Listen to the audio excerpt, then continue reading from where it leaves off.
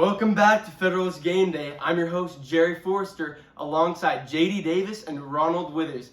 Tonight's matchup is a dynamic duo between the Federalist Gators and the Anti-Fed Apes. This rivalry has been around since the inception of the league. The Federalists with a firepower offense and Constitution-aimed goals against the stifling defense of the state-centered Antis. Both are competing for the number one spot after beating out their respective Republicans and Democrats. Very true. They're both really good teams this year, and both of these teams have really struggled with some faction-related miscommunication. And obviously, we know that's an issue for all the teams in the league, but that's just been hurtful on these number ones. They would be really out there without this, and also some faction-related injuries, but you can't remove the causes without further damaging their teams. Both their Democratic and Republican-style teams are fighting against faction, each with their own positives and negatives. Right, you are. The Apes' game plan can be really strong, especially in short quantities with a high-powered defense, but sometimes it's violent in their death, as the strong offenses, especially with the good slot receivers, can tear this apart, which is what the Gators do best, as this has been the headline of the season. The Gators really do have a high-powered offense, and it's been the story. That's how they're winning games right now. Their Pro Bowl wide receivers, Aham and JJ, have had incredible ability to suck in balls and make big-time plays down the stretch. And that tonight is going to make a big difference in a close game like we'll have. Yeah, personally, I think that the Anti-Fed Apes are going to take home. I just think Thomas Jefferson, one of their cornerbacks, has just been a solid defensive threat the entire season, and I think he's going to lock down Aham. I'm going to definitely have to disagree with you on this. I think Aham and JJ is too much to stop, especially with a Heisman candidate like James Madison at the quarterback. I think with his deep balls like those definition routes, I think they're really tough to stop, and I just think that the Heisman's going to get it done to his receivers tonight. I just think it's unfair to say until we see the boys play.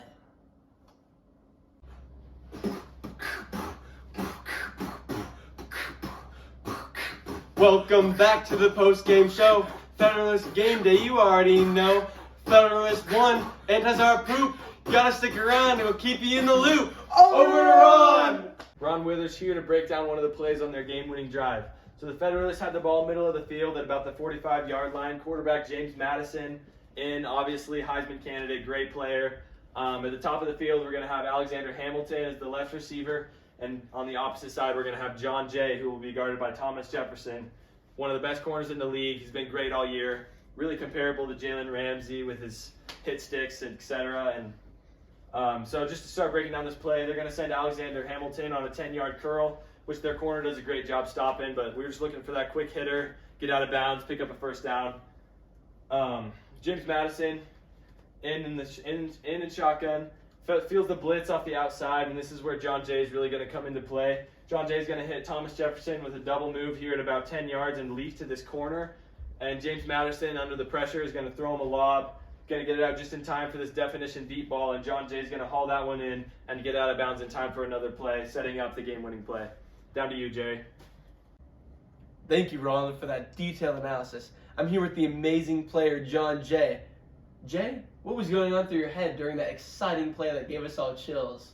Yeah, so I was lined up against Thomas Jefferson, great defender, and I just thought if I can make it to the outside, make a move, then I'd be able to get there and Madison would put the ball in my hand. And we did, made a play. Yeah, that is great teamwork. What was the conversation with the coaches during the timeout that decided them to give you that definition corner? So my head coach, George Washington, loved the guy. Made sure he told our team about miscommunication factions that have been afflicting our team this entire season. So he made sure he was telling us that they're usually uniting against the common good, aggravating our team, but we just had to unite for our team instead of against it. Yeah, that is really great coaching by Washington, which leads me to my next point. Washington is a candidate for Coach of the Year. What makes him that way? So, I think you just make sure that for the main wide receivers, Hamilton and I, that instead... Hey, hold it together, Jay. We're on live. Sorry. I'm just so happy that we had that win, but instead of Hamilton and I reverting to the same type of receiver, in order to get rid of faction and miscommunications, we had to find ways to work with it and control the effects. So instead of being the same, we work with our different skills to become better than two parts of a whole.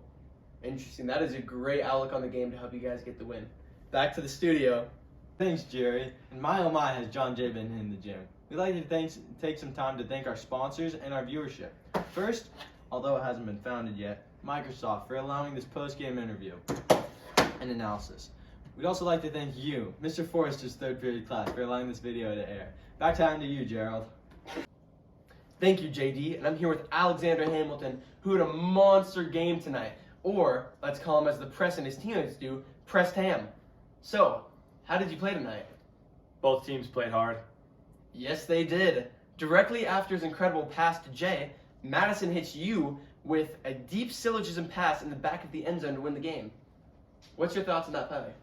Yeah, I just built up the momentum of JJ's definition catches and knew we couldn't stop the causes of faction, but we could only control the effects with our offense. So all season, these syllogism go routes have shown the power of our great Republican team, and Madison does a great job of getting me those. But with the delegation of powers to the different parts of our offense, we really just all work together in the right way, and it flows really good.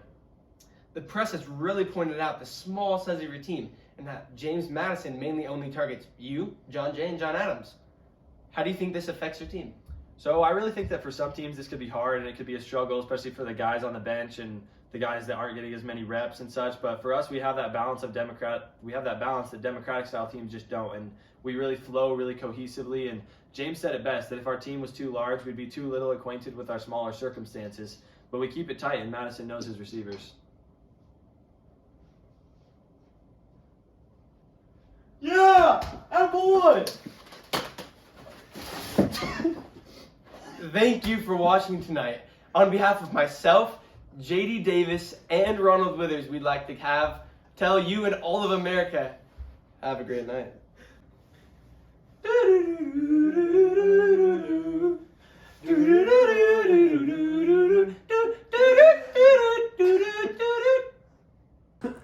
Low PP on the beat.